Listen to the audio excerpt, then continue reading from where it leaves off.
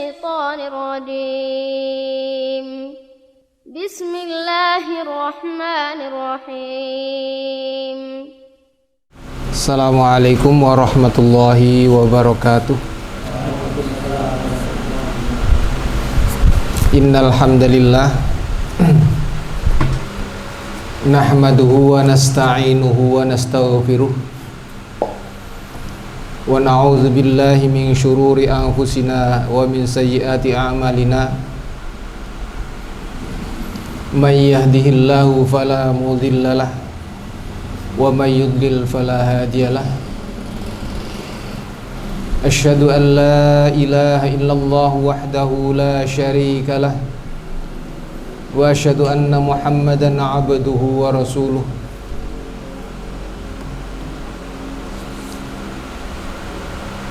Qala Allah ta'ala a'udzu billahi minasy syaithanir rajim. Ya ayyuhalladzina amanu taqullaha haqqa tuqatih wa la tamutunna illa wa antum muslimun. Ya ayyuhalladzina amanu taqullaha wa qulu qawlan sadida yuslih lakum a'malakum wa yaghfir lakum dhunubakum wa may yuti'illaha wa rasulahu faqad faza fawzan 'azima. Amma ba'du fa inna khairal hadithi kitabullah wa khairul hadi hadi Muhammadin sallallahu alaihi wasallam wa syarrul umuri muhdatsatuha fa inna kulla muhdatsatin bid'ah wa kulla bid'atin dhalalah wa kulla dhalalatin finnar.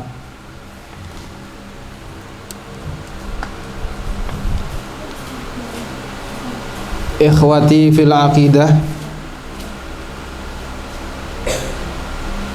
alhamdulillah kita dipertemukan kembali dalam kajian Tauhid Muyassar. Ini judulnya adalah Tauhid Muyassar, yaitu tauhid yang ringkas, yang dipermudah sebenarnya. Cuman ada menyangkut hal yang kita anggap penting, kadang kita agak perluas pembahasannya karena pentingnya hal tersebut dan umat harus mengetahui ini. Terakhir kita kemarin mau memasuki pembahasan awal mula kesyirikan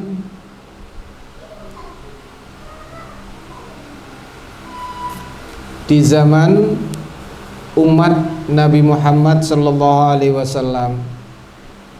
Itu mungkin kita akan bahas agak lebar karena ini menyangkut era kita, zaman kita. Jadi kita harus mengetahui sedikit lebih detail.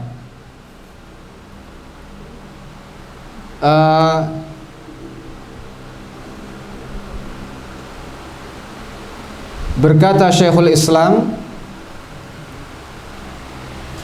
dengan sebab Rafidhah lah dibangunnya kubah-kubah di atas kuburan dan disembahnya orang-orang yang sudah mati. Itu kata beliau dalam Syarhul Wasithiyah. Maksud beliau, Syiah Rafidhah kalau dikatakan Rafidhah itu sudah pasti Syiah. Kalau dikatakan Syiah belum tentu.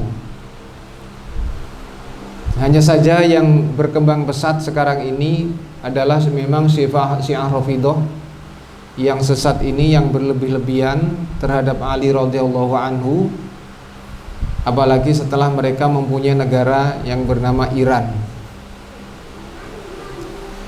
Maksud beliau adalah Rafidhah yang telah mendirikan Daulah Fatimiyah di Maroko. Mereka telah melakukan kesyirikan-kesyirikan itu di atas kuburan.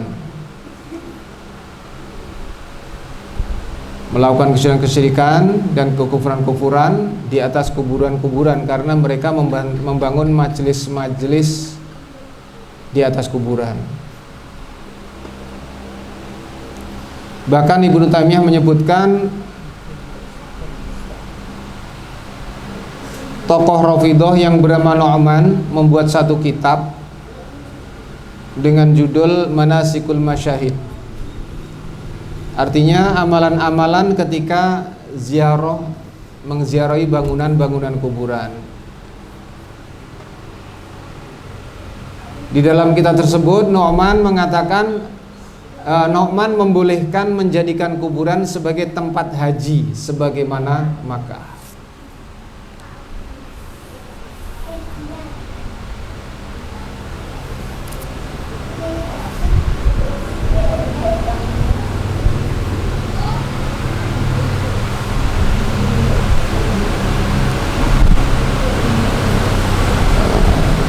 Secara bahasa, Syiah itu artinya pembela yang setia.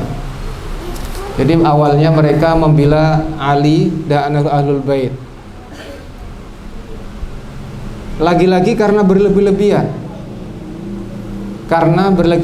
Apalagi Rafidhah ini dibangun oleh seseorang munafik Yahudi yang punya pura-pura masuk Islam, yang bernama Abdullah bin Saba, yang sangat licik, yang mewarisi sifat-sifat keburukan Yahudi terdahulu yang buruk. Tidak semua Yahudi itu buruk. Ada di antara mereka yang menerima Islam, tapi mereka mempunyai bakat keburukan itu.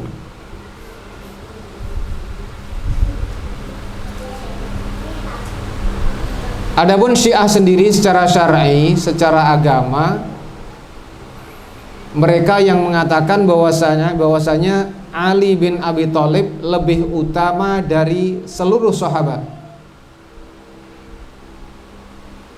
Ali bin Abi Thalib radhiyallahu anhu lebih utama dari seluruh sahabat dan berhak menjadi khalifah kaum muslimin. Tentunya hal ini menyalahi hadis Rasulullah sallallahu alaihi wasallam, khairu hadhil ummah ba'da nabiyha Abu Bakar thumma Umar. Sebaik-baik manusia dari umatku ini setelah nabinya adalah Abu Bakar dan Umar. Adalah Abu Bakar dan Umar.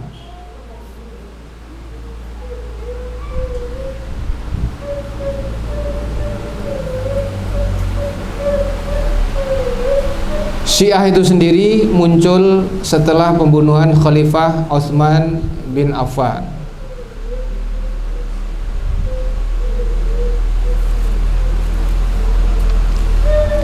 Secara sejarahnya, secara kilas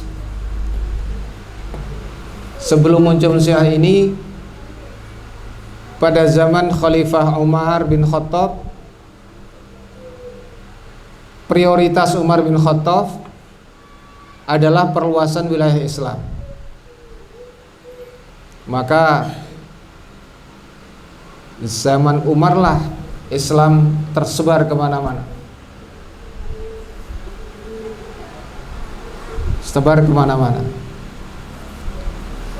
dengan penaklukan dan pengutusan utusan-utusan.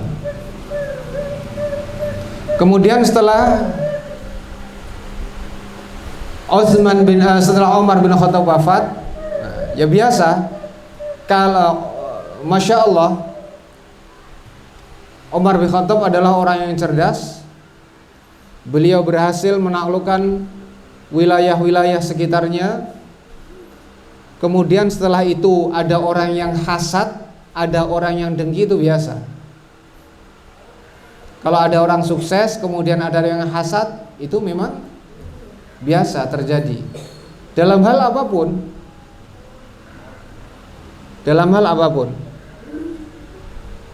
Ada yang dengki, sehingga ada penyusup dari luar yang sekarang orang tersebut dielu-elukan oleh kelompok Syiah sebagai pahlawan yang menusuk Umar berkali-kali saat menjadi imam sholat. Penusuk pembunuh Umar dielu-elukan sebagai pahlawan. Nah, ini luar biasa. Dan yang memalukan adalah Syiah ini, Syiah Rafidhah ini. Nah, tentunya ada kaitannya.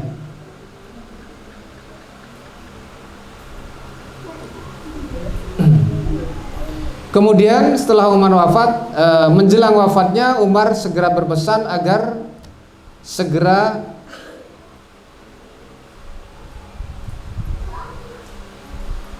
dibaiat pemimpin yang baru. Maka dibaiatlah Utsman bin Affan. Dibaiatlah Utsman bin Affan. Kalau Umar bin Khattab prioritasnya adalah perluasan wilayah, maka lain lagi dengan Utsman bin Affan. Beliau seorang saudagar sukses, ekonom, ahli ekonomi yang luar biasa, dan keluarganya banyak yang menjadi ahli ekonomi yang luar biasa. Maka beliau utamakan tentang peningkatan ekonomi umat. Masya Allah, zaman Utsman ini peningkatan ekonomi umat. Konsentrasi Utsman pada peningkatan ekonomi umat. Maka diangkatlah banyak tenaga ahli. Dan Utsman bukan bermaksud nepotisme, tapi karena memang yang banyak mempunyai keahlian dalam bidang ekonomi adalah keluarga Utsman, maka beliau angkatlah itu untuk pengembangan ekonomi. Dari sini ada yang terlupakan. Ada terlupakan dari Utsman radhiyallahu anhu tentang bagaimana pendampingan ta'lim terhadap mereka-mereka yang baru masuk Islam. Pendampingan ta'lim, mereka baru masuk Islam tentunya membutuhkan, sangat membutuhkan itu ta'lim tentang Islam ini. Itu terlupakan. Ya tidak sepenuhnya, tapi karena prioritasnya adalah masalah ekonomi.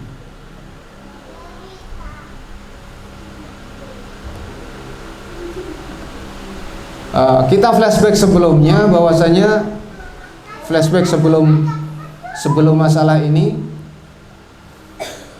bahwasanya Madinah itu sebelum menjadi negara, sebelum menjadi bernama Madinah, namanya adalah Yathrib. Yathrib diambil dari anak cucunya Nabi Nuh. Setelah Nabi Nuh, anak cucunya menyebar, diantaranya ada tinggal di Yathrib.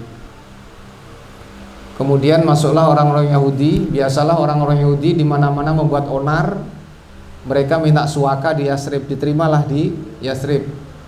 Masuklah mereka, di situ ada 3 suku, Bani Qainuqa, Bani Nadhir, dan Bani Quraidah. Masuk 3 suku.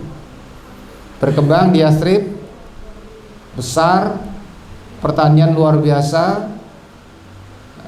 Dalam perjalanan waktu masuk lagi 2 suku non Yahudi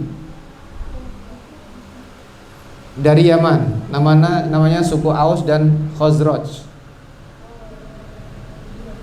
Juga mereka berdagang, bertani bersama-sama dengan Yahudi. Tapi ini orang Yaman dari 2 suku ini luar biasa. Mereka berhasil sukses. Begitu mereka sudah mau melampaui kesuksesan Yahudi, muncullah watak asli Yahudi. Muncul ini watak Yahudi. Kalau antum meneliti kisahnya Nabi Yusuf bersama saudara-saudaranya, antum kan tahu itu. Bagaimana kelicikan saudara-saudara Nabi Yusuf. Bibit-bibit dari Yahudi itu terbawa sampai hari ini. Membaca dari itu sudah nampak sampai hari ini.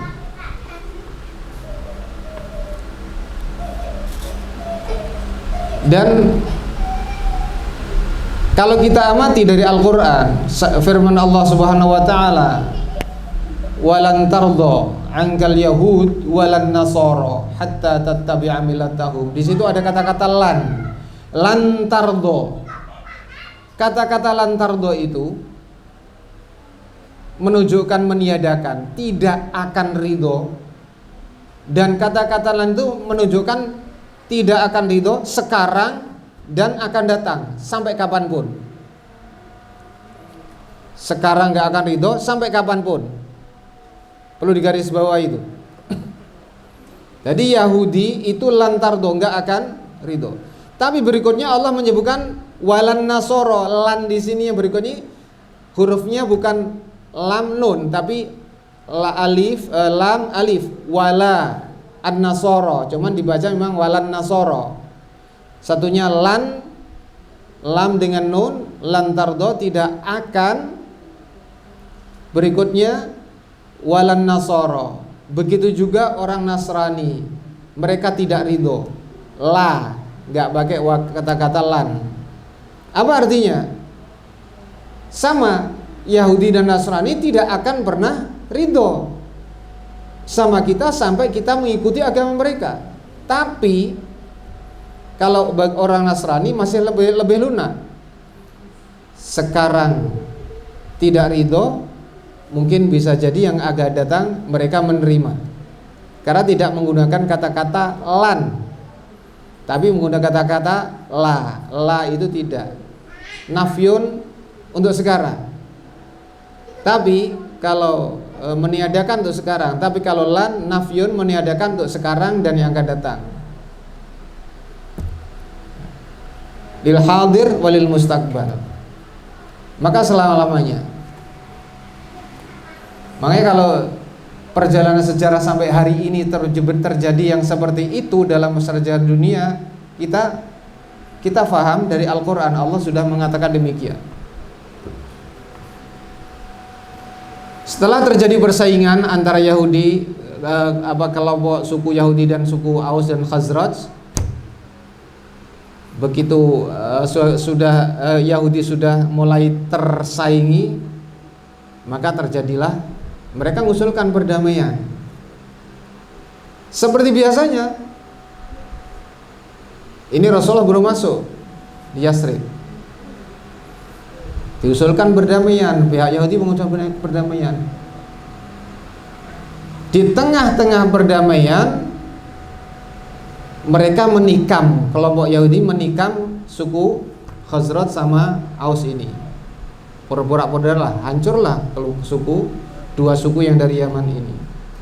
Maka akhirnya dua suku Yaman ini itu mereka tengah-tengah perdamaian, sedang damai, tahu-tahu menikam dari belakang. Memang wataknya seperti itu.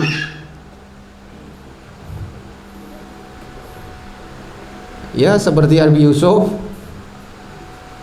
diminta untuk diajak mengembala, tahu-tahu dibuang dan seterusnya. Bapaknya sendiri dibohongi dengan darah seperti itu, dengan darah darah hewan dan seterusnya. Kebohongan berulang-ulang sampai ke Mesir seperti itu. Akhirnya suku Khazraj ini dan Aus minta pertolongan kepada rekanan mereka yang ada di Syam dan lain-lain. Datanglah bala bantuan, terdesaklah itu Yahudi di Yathrib. Begitu terdesak, mengajukan perdamaian. Sama tadi, begitu ekonomi tersaingi, mengajukan perdamaian. Negara ini kita jaga bareng-bareng. Kalau ada musuh di luar, kita hadapi bareng-bareng. Oke, kita damai di sini. Ternyata dalam perdamaian mereka menyerang dari belakang. Begitu suku Khazraj dengan Aus mendatangkan bantuan, maka terdesaklah itu suku Yahudi. Bani Nadir, Qainuqa ini. Setelah terdesak, apa terjadi? Kalah. Mengajukan lagi perdamaian. Terjadi lagi perdamaian. Kembali muncul watak aslinya. Dalam benak, dalam hati mereka mengatakan kita boleh damai di sini. Tapi walaupun kita dalam kondisi damai, tapi rasanya kita sebagai pemenang. Damai, oke, kita ngajukan damai, oke, terjadi perdamaian, tapi rasanya jadi pemenang. Dimunculkanlah satu teori yang berjalan sampai hari ini, yang dijalankan oleh Belanda di Indonesia, seperti akhirnya Pangeran Diponegoro diundang untuk perdamaian, ternyata itu ditipu, kemudian dibunuh. Dibuatlah taktik divided et impera, politik belah bambu, politik pecah belah antara suku Aus dengan Khadraj. Selalu diadu sampai puluhan tahun, bahkan bisa 100 tahun. Akhirnya di antara mereka ada yang sadar, kita ini jadi korban adu domba oleh orang-orang Yahudi. Maka kita harus mengangkat tokoh, mentara pemimpin yang bisa menyatukan kita. Buat kriteria yang ketat untuk pemimpin yang bisa menyatukan dua kabilah dari Yaman ini. Muncullah nama tokoh yang akan dibaiat menjadi pemimpin, yang bernama Abdullah bin Ubay bin Salul, yang kelak menjadi orang munafik nomor 1. Abdullah bin Ubay bin Salul. Di saat itu pula, tahun itu pula, ada kelompok dari Yasrib yang pergi ke Makkah untuk haji, sebagian untuk berdagang. Nah, qadarullah, ada yang pergi ke Makkah. Ya memang takdir dari Allah. Semua sudah di set plan-nya dari Allah Subhanahu wa taala. Di Mekah mereka yang haji dan berdagang ketemulah dengan Rasulullah sallallahu alaihi wasallam dan berbaiat kepada Rasulullah. Pulang ke Yasrib, lapor kepada mereka, demikian ada orang yang luar biasa, dia adalah seorang nabi dan seterusnya, akhlaknya demikian. Maka diutuslah gelombang kedua khusus menemui Rasulullah, kemudian minta kepada Rasulullah SAW agar Rasulullah datanglah panjenengan ke Yasrib. Panjenengan akan kami angkat menjadi pemimpin, kami akan berbaiat kepada Rasulullah biar kami bisa bersatu. Singkat cerita, sampailah ke berhijrahlah Rasulullah SAW ke Yasrib. Bersatulah semua kaum, luar biasa, masya Allah. Bukan hanya dua kabilah ini, semua kabilah Yahudi juga bersatu. Walaupun akhirnya juga lagi-lagi orang Yahudi juga menyalahi perjanjian damai, tapi bersatu. Bukan hanya dua kaum, tapi orang Yahudi juga, masya Allah. Datang Rasulullah ke sana, ditatalah Madinah, ditatalah daerah itu bersih, tertata, rapi dan sebagainya. Tempat yang rapi, yang bersih, yang tertata, yang luar biasa ini dinamakan Madinah. Orangnya bersih, bercahaya, bersinar, maka dikatakanlah Madinah al-Munawwarah. Berjalannya setelah Rasulullah sallallahu alaihi wasallam wafat, setelah Rasulullah sallallahu alaihi wasallam, maka orang Yahudi menyebar. Ya, Yahudi ada yang baik, ada yang buruk. Ada yang buruk mewarisi sifat-sifat mereka, keburukan, ada juga yang baik, ada juga yang muslim. Disinilah muncul namanya Abdullah bin Saba. Disinilah muncul namanya Abdullah bin Saba, sang provokator ulung. Sang provokator ulung. Setelah wafatnya Abu Bakar, dibaiatkanlah Umar wafat, kemudian dibaiatlah Utsman bin Affan. Sampai Utsman bin Affan ini perpecahan belum nampak. Mereka masih terkendali semuanya. Sampai awal Utsman bin Affan menjadi khalifah masih aman, terkendali. Di penghujung akhir kekhilafahan Utsman bin Affan ini baru terjadi permasalahan. Yahudi yang menyebar, kemudian ada manusia yang bernama Abdullah bin Saba, ini yang sang provokator. Dia memprovokasi ke sana kemari. Dia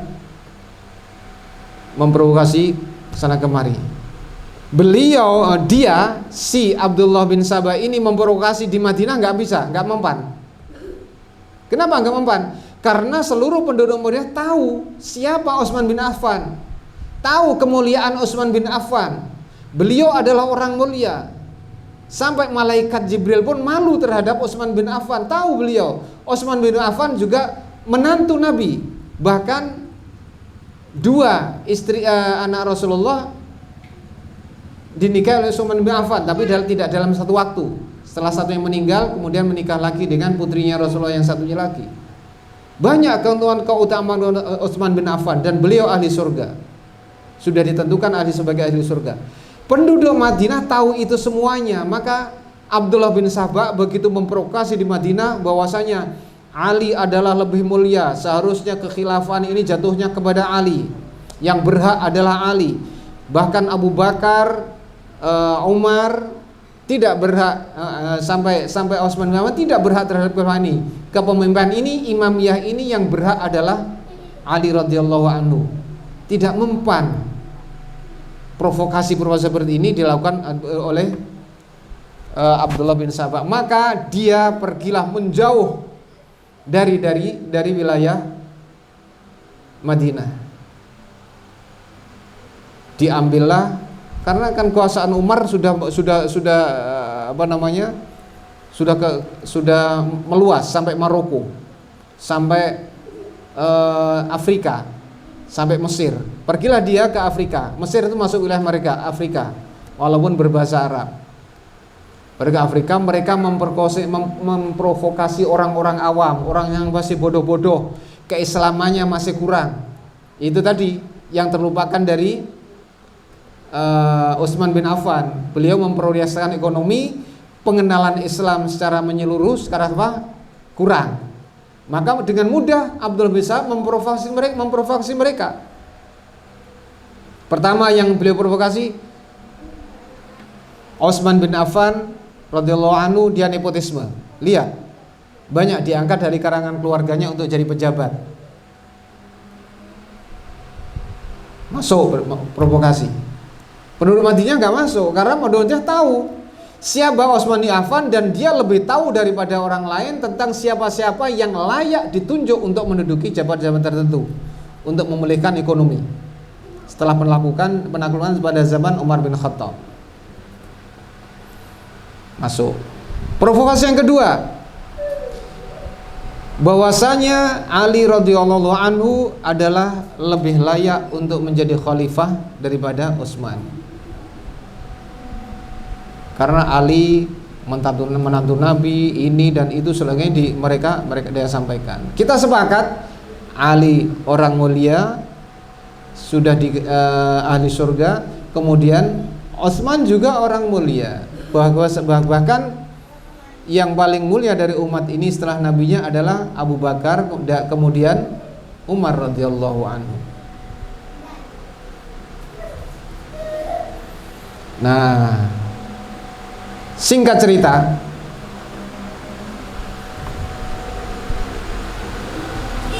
si provokator ini memprovokasi agar mereka berduyun-duyun mendatangi Utsman bin Affan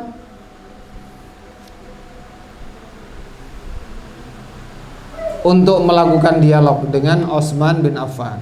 Datanglah mereka Utsman bin Affan, mengepung istana. Ya, dihadapi dengan Utsman.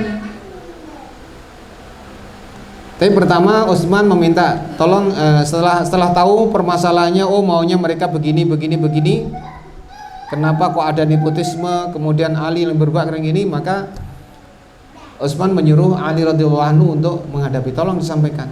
Tapi masya Allah Ali orang cerdas. Ya Utsman, mereka yang inginkan menghadap kepada Anda, yang diinginkan adalah Anda, tujuannya kepada Anda, maka tolong dihadapi, sampaikan langsung. Maka Utsman bin Affan mendampingi mereka. Mereka datang dengan membawa persenjataan yang mereka punyai, membawa besi lah dan sebagainya, pedang. Utsman bin Affan radhiyallahu anhu menghadapi semua yang datang yang minta klarifikasi itu dengan sendirian.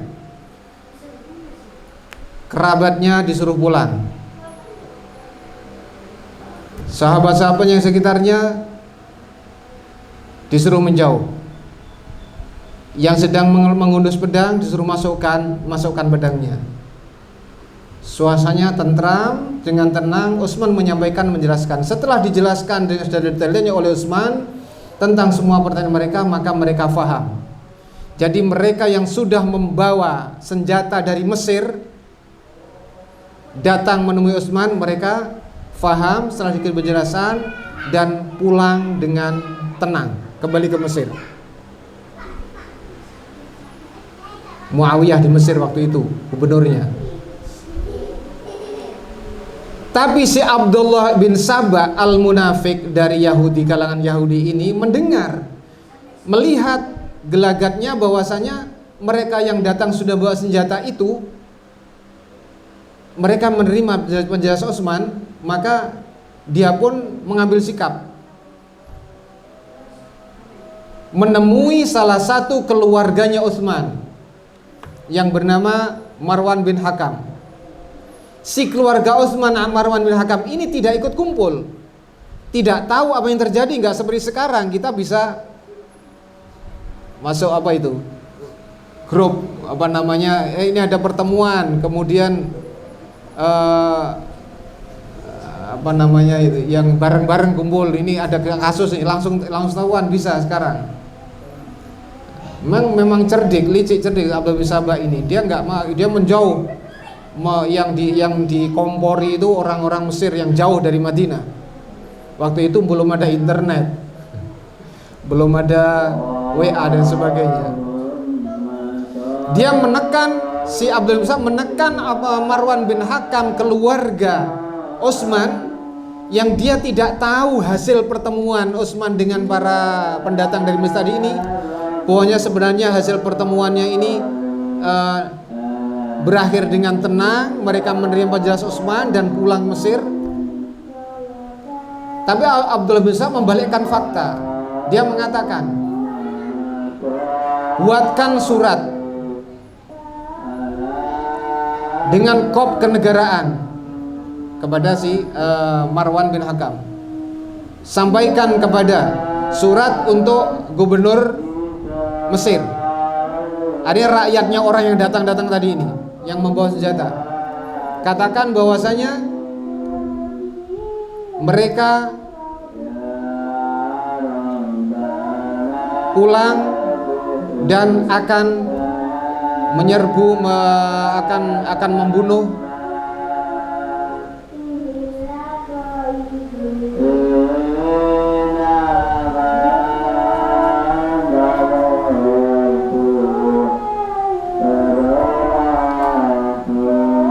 dan akan memberontak kepada Anda. Habisi mereka sebelum datang sampai ke sana. Disuruh menghabisi. Gubernur Mesir suruh menghabisi orang-orang ini, padahal orang-orang ini tidak mempunyai rencana jahat sebusuk itu. Maka surat itu dikasihkan kepada seseorang yang ikut rombongan itu di perjalanan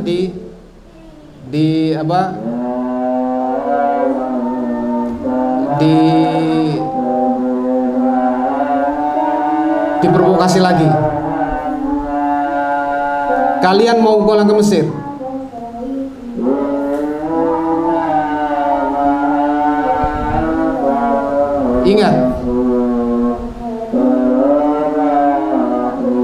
apa yang dilakukan oleh Utsman bin Affan. Dia sangat licik. Beliau sudah, karena khalifah waktu itu, khalifah gubernur Mesir statusnya adalah bawahan Utsman, gubernur. Dia sudah memerintahkan gubernur Mesir untuk menghabisi, membunuh kalian. Begitu liciknya Utsman bin Affan. Kalian nggak percaya? Itu ada buktinya. Ada yang bawa surat. Dibukalah surat, kopnya kop negara, ada perintah seperti itu agar gubernur Mesir menghabisi para pemberontak yang tadi. Bukan pemberontak, yang minta klarifikasi sudah bawa senjata itu tadi. Benar, suratnya kop negara. Padahal dibuat oleh Marwan bin Hakam, keluarganya Utsman bin Affan, yang tidak tahu hasil pertemuan. Hasil pertemuannya boleh menyejukkan, selesai, damai. Akhirnya marah. Utsman bin Affan seperti ini, memerintahkan gubernur Mesir untuk menghabisi kami. Maka kalian harus balik dan bunuh si Utsman bin Affan. Akhirnya mereka nggak jadi pulang ke Mesir, balik ke istana. Terjadilah, singkat cerita, mereka sudah beringas. Orang kalau udah beringas mau dikasih penjelasan apapun nggak masuk. Beringas. Utsman bin Affan itu kebiasaannya kalau ada masalah apa-apa kembalinya kepada Al-Quran. Karena ini masa sudah bisa tidak dilerai, maka beliau pun masuk kamar membaca Al-Quran. Akhirnya mereka mendobrak rumah, terjadilah di situ pembunuhan terhadap Utsman bin Affan. Ini hanya sekilas cerita tentang siapa itu Abdullah bin Sabah dan kelicikannya. Dan kelicikan Abdullah bin Sabah yang dia penggagas agama Syiah Rafidhah ini. Dialah Abdullah bin Sabah yang mewarisi nenek moyangnya dulu, tentang tabiatnya, tentang tabiat-tabiatnya. Bahkan tidak lepas dari itu. Kita sholat dulu. Ya, kita sholat dulu, nanti insya Allah kita lanjutkan. Subhanallah, asyhadu an la ilaha illa anta, astaghfiruka wa atubu ilaik. Bismillah, alhamdulillah, wassalatu wassalamu ala rasulillah. Kita lanjutkan. Kita ini sekedar mau melihat dulu begitu liciknya, culasnya, namanya si Abdullah bin Sabah, pendiri agama Syiah ini.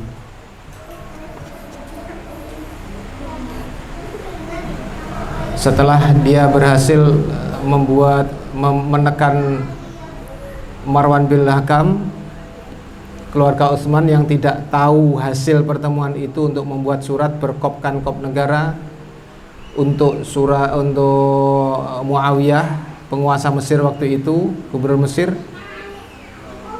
agar tertulis surat agar gubernur Mesir menghabisi mereka yang habis menemui Utsman bin Affan untuk membunuh semuanya. Padahal apa yang tertulis di surat tidak sesuai dengan kenyataan yang terjadi. Mereka balik ke akhirnya mereka balik ke Utsman bin Affan karena dia anggap licik Utsman karena memerintah penguasa Mesir untuk membunuhnya, menghabisinya. Padahal itu bukan perintah dari dia, tapi perintah dari Abdullah bin Sabah yang menekan Marwan bin Hakam untuk membuat surat seperti itu. Kisah cerita, akhirnya Utsman bin Affan dibunuh oleh mereka. Maka terjadilah kekacauan sampai 4 hari waktu itu, dan para sahabat berkumpul untuk mengangkat pemimpin yang baru, membaiat pemimpin yang baru. Maka dibaiatkanlah Ali radhiyallahu anhu.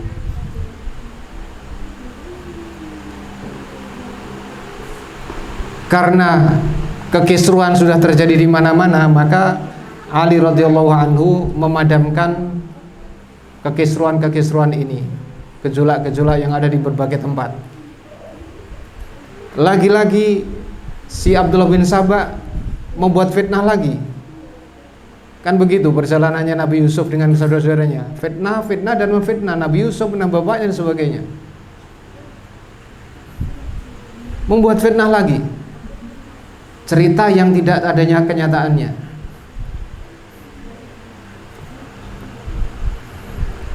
Memfitnah keluarga, mereka membuat fitnah bahwasanya Ali radhiyallahu anhu hanya mementingkan kekuasaan, menunda-nunda kisos pembunuh Utsman, buat fitnah lagi. Padahal tidak begitu yang dimaksud oleh Ali radhiyallahu anhu, dan seterusnya. Kita tidak bicara masalah ini keruntutan sejarah ini sehingga ya nanti akhirnya akan munculkan Khawarij, tidak sedang membahas itu. Kita mengadas wataknya pendiri agama Syiah ini. Begitu culasnya dia wataknya. Kemudian ya, ini wataknya Abdullah bin Sabah yang berikutnya nanti mempertuhan Ali radhiyallahu anhu. Bahkan beliau sampai juga menghasut siapa? Ali radhiyallahu anhu sendiri. Jadi nggak bisa dipegang itu omongannya. Sampai kepada sahabat-sahabat yang mulia beliau dihasut sama dia.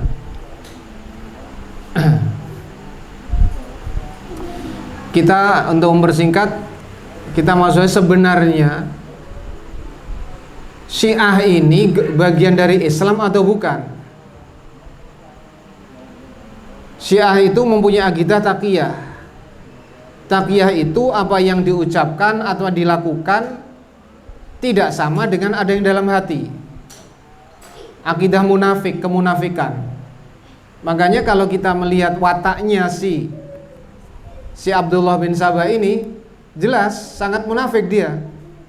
Yang diucapkan selalu menyelisih kenyataannya. Menyelisih kenyataannya. Nah, ternyata Syiah Rafidhah ya, karena tidak semua Syiah itu kafir, masih ada, bisa jadi hari ini masih ada, tapi yang tersebar di seluruh dunia hampir semuanya adalah Syiah Rafidhah yang munafik kafir itu, seperti yang ada di Indonesia. Bahkan Syekh Hasyim Asy'ari saat itu masih beliau hidup, beliau sudah mengatakan Ar-Rafidiyun ada di Indonesia, mereka yang merusak agama ini.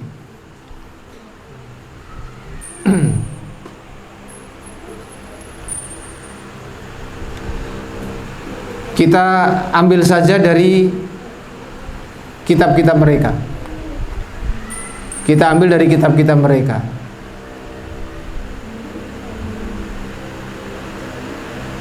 Kitab-kitab yang masyhur, kitab-kitab yang mereka anggap kitab-kitab besar mereka. Di antaranya adalah ada salah seorang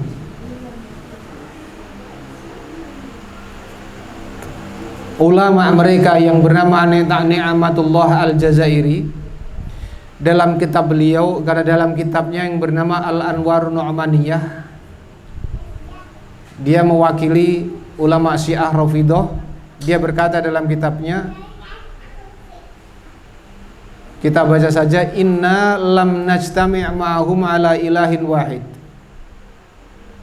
Inna, sesungguhnya kami Syiah Rafidhah ini, lam najtami' ma'hum, tidak sepakat dengan orang-orang Sunni, Ahlus Sunnah wal Jamaah.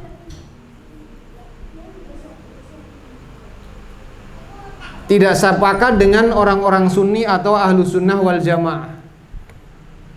Tidak bersepakat dalam hal apa? Ala ilahin wahidin, atas satu sesembahan, satu Tuhan. Wala ala nabiyyin, wala ala imam. Juga tidak sepakat atas seorang nabi dan juga seorang imam. Artinya apa? Tuhan mereka Syiah Rafidhah dengan Tuhan kita yang ahlu sunnah wal jamaah tidak sama. Kalau sudah nggak sama, masuk dalam Islam atau keluar dari Islam? Keluar. Jelas omongannya, mewakili mereka. Nabinya pun tidak sama. Nabi kita jelas Muhammad bin Abdullah, terus ke atas. Mereka tidak sepakat dengan Nabi Muhammad bin Abdullah. Berarti punya nabi lain, punya Tuhan lain, punya nabi lain. Wala imam. Sepeninggal Nabi yang jadi khalifah Abu Bakar, mereka pun tidak sepakat. Karena mereka menganggap seharusnya keimamah itu kembali itu dipegang oleh Ali. Abu Bakar dan Umar mereka merampas haknya Ali. Mereka mengatakan demikian. Wa dzalika annahum yaqulun, dikarenakan mereka, kita maksudnya Ahlus Sunnah wal Jamaah, mereka berkata,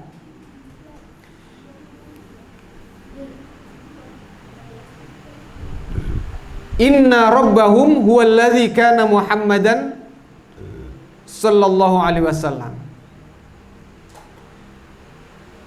Kita Ahlus Sunnah mengatakan, kata mereka, dikarenakan kita Ahlus Sunnah mengatakan sesungguhnya Rabb kita, Rabb mereka Ahlus Sunnah wal Jamaah adalah Rabb, Tuhan Allah yang mempunyai seorang nabi yang bernama Muhammad sallallahu alaihi wasallam. Mereka nggak sepakat karena Allah kita, Tuhan kita, sesembahan kita itu mempunyai seorang nabi namanya Muhammad. Maka Tuhan mereka bukan Tuhan yang ini.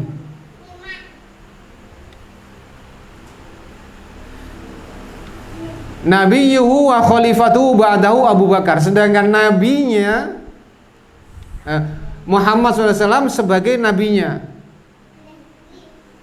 ya, nggak sepakat karena Tuhan mereka, Tuhan kita, Tuhan Ahlus Sunnah itu adalah yang nabinya bernama Muhammad SAW. Kemudian khalifatuhu ba'dahu Abu Bakar. Khalifah sepeninggal wafatnya Rasulullah SAW adalah bernama Abu Bakar. Jelas. Nabi kita Muhammad bin Abdullah, khalifahnya sepeninggal beliau adalah Abu Bakar. Mereka nggak sepakat dengan itu. Wa nahnu naqul bihadzar rabbi wala bidzalikan nabi.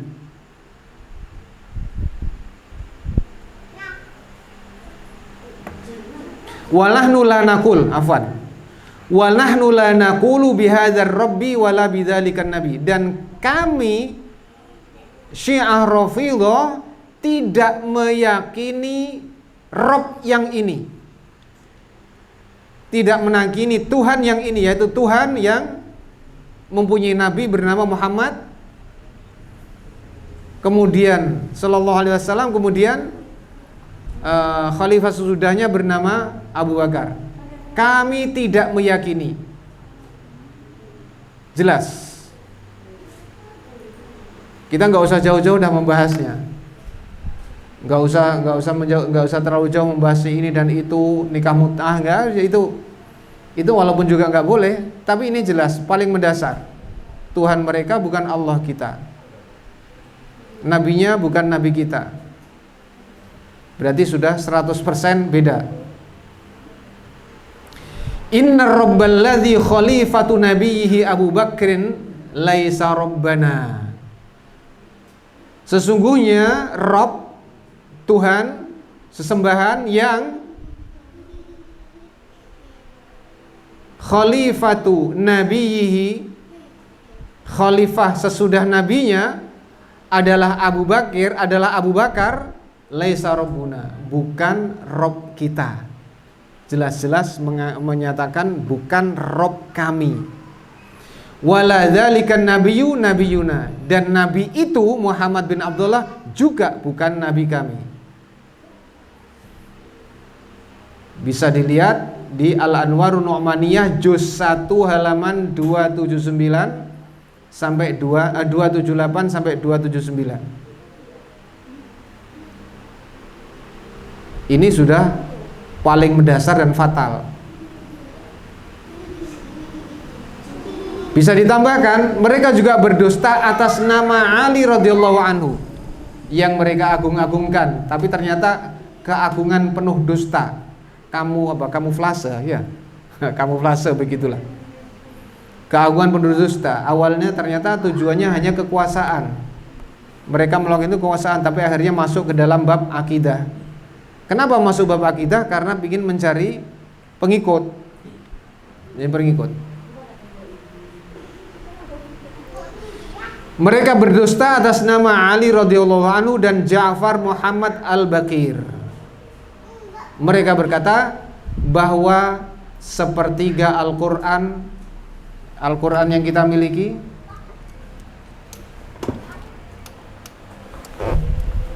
mana Al-Quran?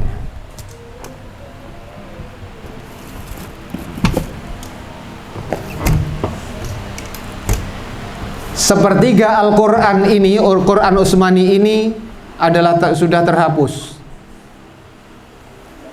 dari Quran yang ada ini. Jadi Quran ini kurang sepertiga, sehingga mereka nambah-nambahi.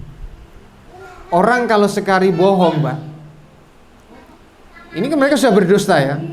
Orang kalau sekali berbohong, ditanya lagi untuk menutupi kebohongan, dia akan berbohong 2 kali. Untuk menutupi kebohongan berikutnya akan bohong 3 kali. Jadi bisa dikatakan sekali berdusta, untuk menutupi kedustaan dia akan berdusta 1000 kali. Inilah Syiah Rafidhah, karena dia memang munafik. Mereka berdusta atas nama Ali radhiyallahu anhu bahwasanya Al-Quran ini sudah terhapus sepertiganya. Padahal Ali radhiyallahu anhu tidak pernah mengumumkan itu semasa hidupnya. Sampai beliau wafat, nggak pernah mengumumkan bahwasanya Quran ini kurang sepertiganya. Bahkan saat menjadi khalifah pun, di mana beliau mempunyai kekuasaan, beliau tidak pernah mengumumkan.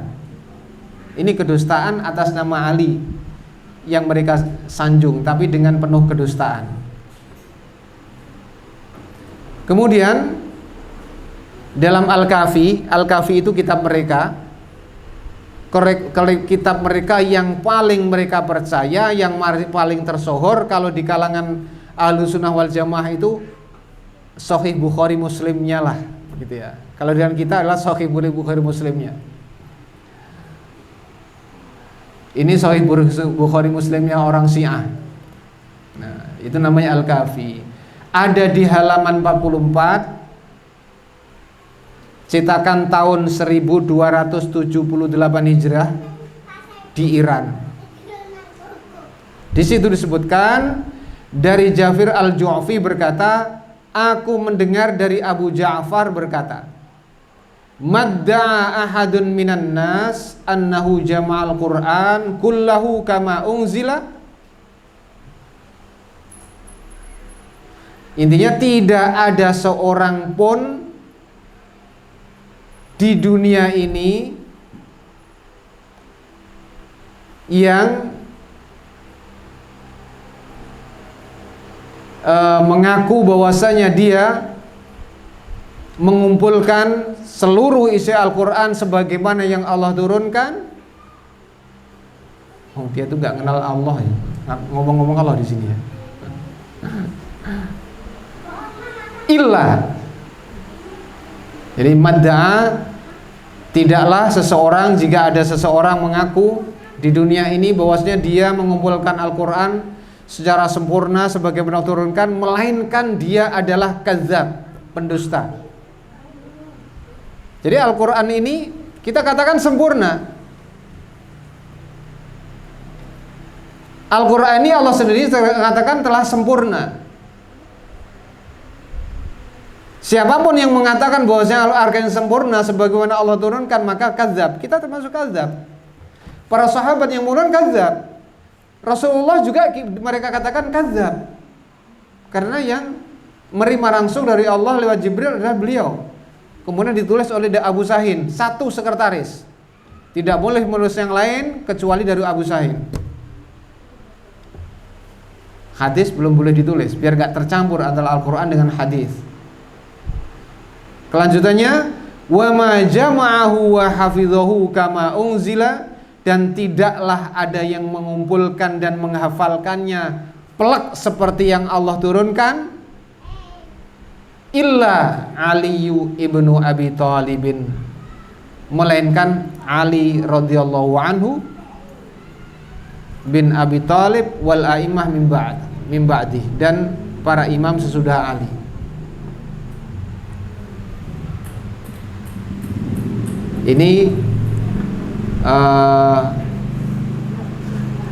Ini ucapan mereka, tulisan mereka di dalam Al-Kahfi. Di dalam Al-Kahfi.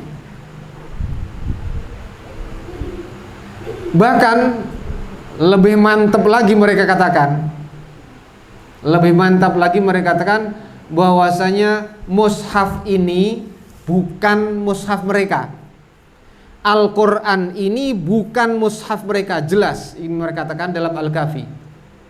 Jadi kalau ada orang-orang Syiah berdalil dengan satu ayat atau sepenggal ayat dari Al-Quran, dia sedang menunjukkan kemunafikannya kepada kita. Karena mereka mengatakan ini bukan Quran mereka. Gak ada satu huruf pun dari Al-Quran ini yang ada dalam mushaf mereka. Satu huruf, bukan satu ayat. Satu huruf pun gak ada. Artinya kalau mushaf mereka itu berbahasa Arab, mesti adalah satu huruf. Berarti mushaf mereka gak berbahasa Arab, karena satu huruf pun gak ada.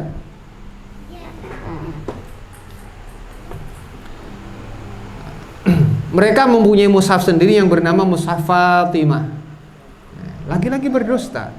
Sekali berdusta akan diiringi 1000 kedustaan. Sekali bertakiyah akan diiringi 1000 ketakiyahan, kemunafikan. Dalam kitab mereka yang paling kesohor Al-Kahfi, halaman 27, cetakan tahun 1278 di Iran, dikatakan dari Abu Basir, ia berkata, aku mengunjungi Abu Abdullah. Abu Abdullah yaitu Ja'far As-Siddiq berkata di dalam kitab itu, wa inna indana la mushafa Fatimah, sesungguhnya kita mempunyai mushaf Fatimah. Dia berbicara kepada Abu Basir alaihassalam.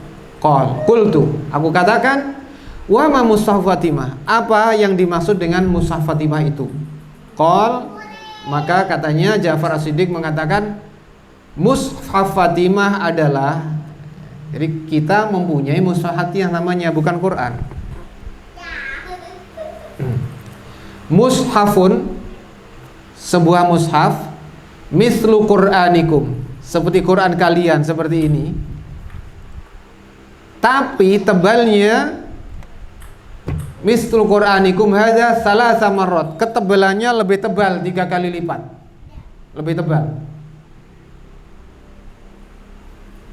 Wallahi, demi Allah, entah Allah yang mana, karena mereka enggak mengakui Allah seperti Rabb kita, Allah Subhanahu wa taala.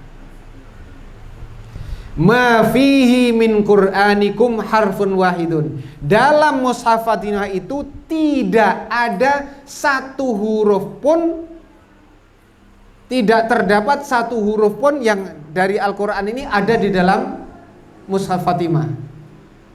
Bayangkan, wallahi, dia bersumpah, tidak ada satu huruf pun dari Al-Quran ini yang ada dalam mushaf Fatimah yang menjadi mushaf mereka. Ya tidak, saya tidak tahu, sampai hari ini pun saya nggak tahu bahasanya itu bahasa apa. Karena kalau bahasa Arab tentunya ada huruf-huruf Arabnya ada. Ini wallahi nggak ada satu huruf pun yang mengatakan lisan mereka. Diikuti 1000 kedustaan karena mereka taqiyah, munafik.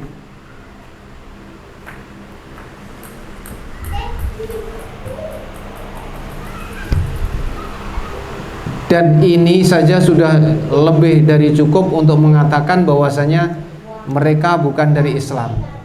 Mereka bukan dari Islam. Dan inilah hakikat Syiah yang tidak diangkat. Paling-paling yang diangkat masalah kawin mut'ah, masalah ini itu. Yang ini enggak. Biar masalah awam itu enggak tahu. Karena mereka bertaqiyah. Tapi hati-hati. Na'udzubillah summa na'udzubillah.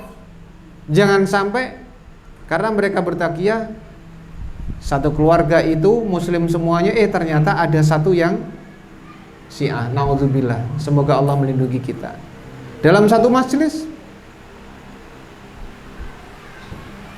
kayaknya semangat semuanya, ternyata ada. Na'udzubillah. Na'udzubillah. Jangan sampai.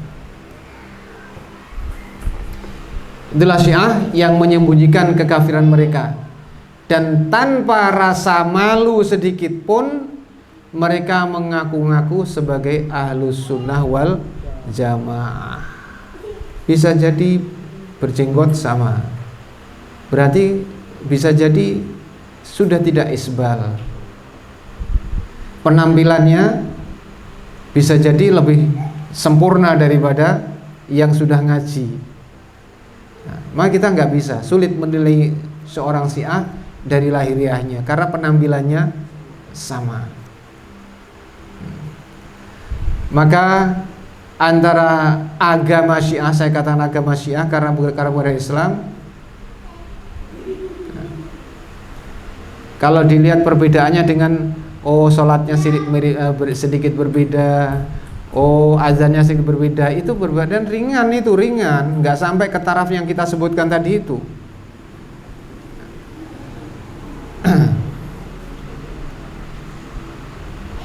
Antara Syiah, agama Syiah dengan Ahlus Sunnah wal Jamaah tidak akan pernah bisa dilakukan pendekatan ilmiah. Titik besar. Dilakukan pendekatan secara ilmiah maupun amaliyah, nggak bisa. Karena Tuhannya udah berbeda, kitabnya udah berbeda, nabinya sudah berbeda, tidak sama. Kecuali salah satu meninggalkan agamanya. Yang Ahlus Sunnah tinggalkan Ahlus Sunnah masuk Syiah, silakan bertaqiyah. Atau yang Syiah taubat keluar masuk ke Ahlus Sunnah. Jadi nggak bisa diartikan berdekatan. Walaupun ada tokoh yang cukup populer, Quraisy Shihab, menulis buku pendekatan tentang Sunni dan Syiah. Dusta semuanya. Dari yang kita sampaikan itu dusta semuanya. Dari yang sudah cukup ya dalil-dalil tentang kitab mereka, tentang Al-Quran mereka, tentang mushaf mereka, tentang Allah, tentang Tuhan mereka, tentang Nabi mereka, itu sudah dosa semuanya. Gak akan bisa terjadi pendekatan. Kalau ada yang mengatakan, bisa dikatakan dilakukan pendekatan, maka itu kita sampaikan kepada mereka, kalla innaha kalimatun huwa qailuha. Sekali-kali tidak. Omongan yang kamu ucapkan bahwasanya bisa dilakukan pendekatan itu adalah omongan sebatas ucapan saja, tapi hakikatnya tidak. Mereka adalah orang-orang yang yuriduna ayyudfi'u nurallah biafwahihim. Mereka ingin memadamkan cahaya Allah dengan mulut-mulut mereka. Wa ya'ballahu illa ayyutimma nurahu walau karihal kafirun. Tetapi Allah tidak menghendaki itu. Allah justru akan menyempurnakan cahayanya. Allah cuma mengatakan yaquluna bi alsinatihim ma laisa fi qulubihim. Taqiyah mereka. Mereka berkata-kata ya sebatas lisan, tidak sampai hati mereka.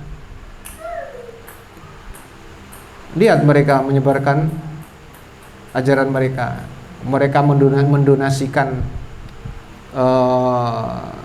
harta cukup besar. Donasi mereka besar. Mereka makmur karena donasinya besar. Memang begitu orang-orang kafir.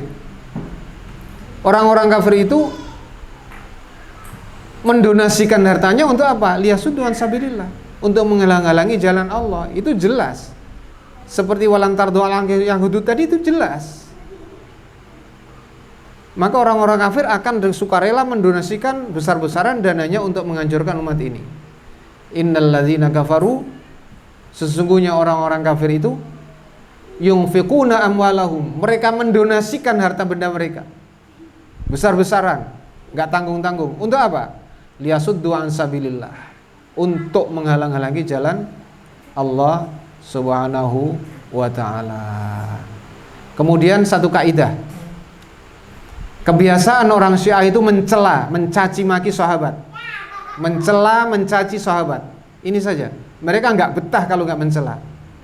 Kenapa mereka mencela sahabat? Pada semua sahabat itu udul, terpercaya semuanya. Dan yang mentakdil menyatakan mereka terpercaya semuanya ada Allah Subhanahu wa ta'ala dalam Al-Quran. Bukan kita. Kita hanya mengikuti apa yang dikatakan Allah Subhanahu wa ta'ala. Mereka semua adil. Mereka adalah ulamanya umat ini yang sebenarnya. Mereka adalah ahlul ilmi. Mereka adalah murid-murid langsung baginda Rasulullah sallallahu alaihi wasallam. Maka di sini Abu Zur'ah Ar-Razi beliau mengatakan, idza ra'aitar rajula, jika kamu, ini kaidah dari beliau, jika kamu melihat seseorang yantaqisu ahadan min ashabi Rasulillah sallallahu alaihi wasallam, menghina satu saja, enggak usah banyak, padahal hampir semua sahabat seluruhnya oleh Syiah Rafidhah ini dihina, dicaci, dimaki. Sampai ibunda kita Aisyah juga dicaci. Wal'iyadzubillah. Kata Abu Zur'ah, siapapun yang melihat ada seseorang mencaci, menghina satu saja cukup, gak usah banyak-banyak, dari sahabat Nabi Rasulullah SAW, fa'lam, ketahuilah bahwa dia adalah zindiq, dia adalah seorang munafik Syiah Rafidhah. Itu tanda-tandanya. Itu tanda-tandanya. Kalau nggak tahu kita kasih penjelasan. Wadzalika, kenapa? Wadzalika anna Rasul sallallahu alaihi wasallam indana haqqun. Bahwasanya Rasulullah itu hak menurut kita. Benar. Utusan Allah membawa kebenaran dan seterusnya. Wal Quran hak, dan Al-Quranul Karim ini hak. Kalamullah, petunjuk Allah, petunjuk terbaik. Wa innama adda ilaina hadzal Qur'an wa sunan ashabu Rasulillah, dan yang menyampaikan Al-Quran dan sunnah-sunnah Rasulullah kepada kita hanyalah para sahabat. Perlu dicatat, Al-Quran dan sunnah ini sampai kepada kita, dan sunnah Rasulullah sampai kepada kita melewati para sahabat.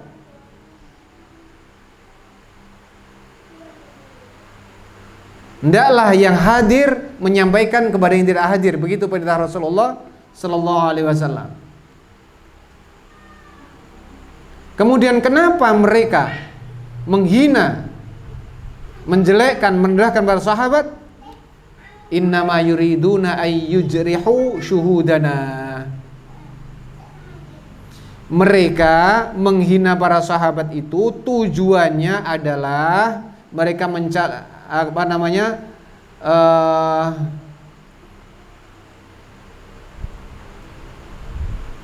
agar mereka itu mencela kesaksian keadilan kita terhadap sahabat, agar kita ini meragukan kesaksian kita terhadap keadilan sahabat.